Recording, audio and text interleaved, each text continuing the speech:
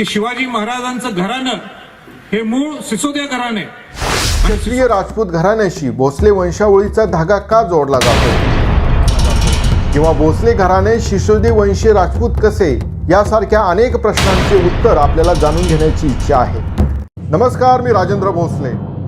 अल्लाउद्दीन खिलजीने ज्यावेळी इसवी सन 1303 मध्ये चित्तोडवर स्वारी केली तेव्हा झालेल्या लढाईत चित्तोडचा राणा लक्ष्मणसिंह ठार झाला व राणी पद्मिनीने इतर अनेक राजपुतांनी स्त्रियांसह अग्नीला जवळ करून आत्मत्याग केला। लक्ष्मणसिंहाचे 7 मुलगे या लढाईमध्ये ठार झाले व जिवंत राहिलेला एकुलता एक मुलगा अजयसिंह चित्तोडच्या गादीवर आला। अजयसिंहास सजनसिंह व क्षेमसिंह असे 2 मुलगे होते, पण राज्यातील एका बंडखोराचा बंदोबस्त करण्याची कामगिरी अजयसिंहने त्यांच्यावर सोपवली, परंतु त्यांना ती पार पाडता आली नाही। तथापि पुतण्या हमीर याने तीच कामगिरी यशस्वीरित्या पूर्ण केल्याने अजयसिंहने खुद्द आपल्या पुत्रांना गादीचा वारसा न देता तो पुतण्या हमीर याला दिला। त्यामुळे नाराज होऊन हे दोघे बंधू इसवी सन 1320च्या सुमारास मेवाड सोडून दक्षिणेत आले। दक्षिणेत आल्यानंतर सजनसिंहने बहामनी राजाची स्थापना करणाऱ्या हसन गंगू बहामनी यांच्याकडे नोकरी पत्करली।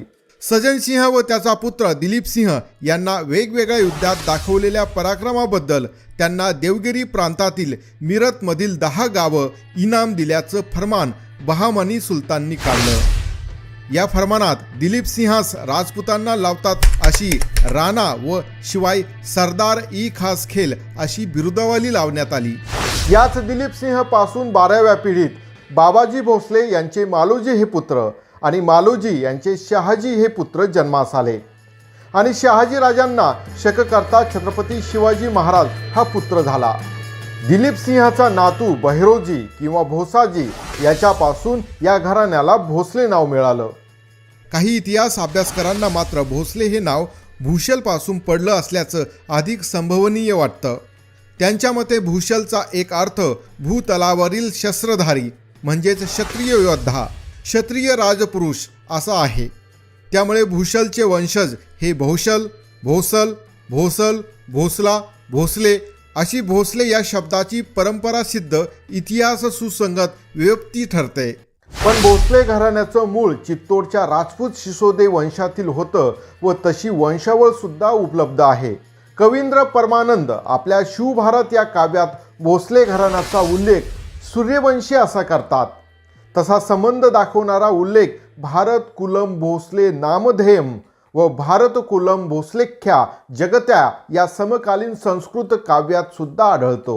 मोगल इतिहासकार काफी खान तसंच कवी जयराम व गागा भट्ट यांनीही भोसले घराण्याचा संबंध उदयपूरच्या सुप्रसिद्ध सिसोदे वंशातल्या राणा राजवंशाशी असल्याचं सांगितलं आहे। सभासदाने राजियांच्या वंशाचा शोध घेऊन त्यातील शुद्ध क्षत्रिय सिसोदे वंशातील एक घराणं दक्षिणेत आलं असल्याचं नमूद केलं आहे। मुधोळचं घोरपडे घराणं हे भोसलेंच्या सख्या चुलत बांधव घराण्यापैकी आहे।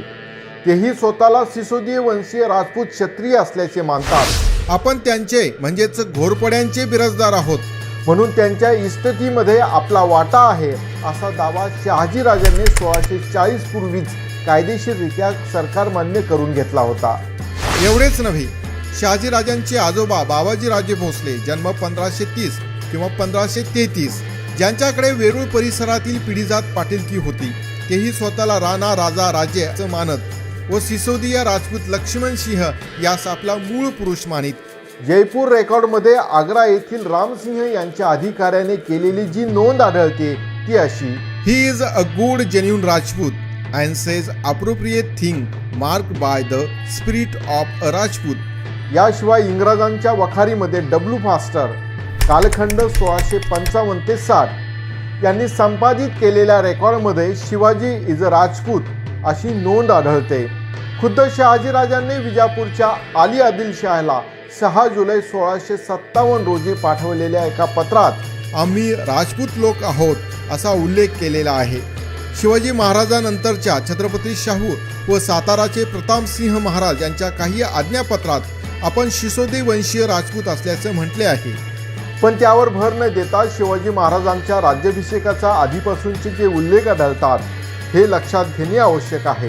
हे एवढ्यासाठीच की छत्रपती शिवाजी महाराजांचे क्षत्रियत्व सिद्ध करून त्यांची राज्याभिषेक योजना तडीस जावी म्हणून उदयपूरच्या त्यावेळच्या मान्यताप्राप्त क्षत्रिय घराण्याशी कोणीतरी भोसले वंशावळीचा धागा नेऊन भिडवला, अशा स्वरूपाची जी टीका काही लोक करतात त्यांना परस्पर उत्तर मिळावं यासाठीच हा व्हिडिओ बनवण्याचा खटाटोप करण्यात आलेला आहे। मित्रांनो, आपल्याला हा व्हिडिओ कसा वाटला की जरूर कळवा। आपल्या सूचना प्रतिक्रिया खालील कॉमेंट्स बॉक्समध्ये लिहायला विसरू नका। या व्हिडिओमध्ये एवढेच, पुन्हा भेटूया नवा विषय घेऊन।